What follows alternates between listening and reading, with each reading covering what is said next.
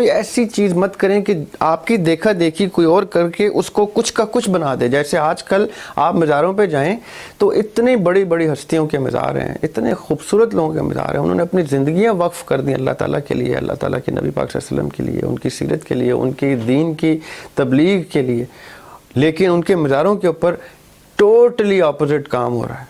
وہ کام کسی بھی, جو آپ میجورٹی کو کرتے دیکھیں گے, وہ کام کسی بھی صورت میں جائز نہیں, درست نہیں. اولیاء اللہ سے اگر آپ نے رابطہ کرنا ہے تو اولیاء اللہ آپ سے خود رابطہ کریں گے.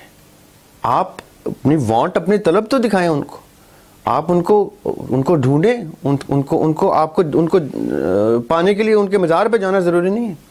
ہاں, آپ ان کے مزار پہ جا کے ان کے لیے دعا کریں, ان کے درجات بلند کرنے کے لیے دعا کریں.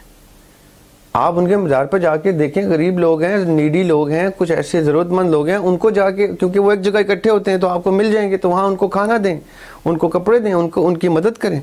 آپ مددگار ثابت ہوں اولیاء کے لیے بھی. کیسے کہ ان کے گھر پہ, ان کے مزار پہ کچھ لوگ آئے ہوئے ہیں اور وہ بیچارے ضرورت مند ہیں, ان کی ضرورت آپ پوری کریں. یہ اولیاء کا مقصد تھا کہ وہ جائیں بھی تو ان کے مزار پہ آ کے لوگ غریبوں کو اور مسکینوں کی مدد کریں گے.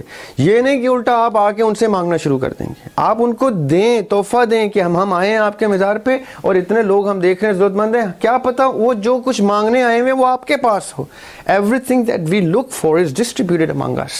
ہم سیلفش اتنے ہیں کہ اپنی ضرورت لے کے وہاں جاتے ہیں. آپ لوگوں کی ضرورت پوری کرنی شروع کریں, اللہ تعالیٰ آپ کی ویسے ضرورت پوری کر دیں گے. اور اگر آپ کو بہت طلب ہے ان سے ملنے کی, تو جب آپ ان کے مزار پہ جا کے لوگوں کی مدد کریں گے, ان کو امپریس کریں گے, تو کیا پتہ وہ آپ کے گھر ملنے آپ کو آ جائیں.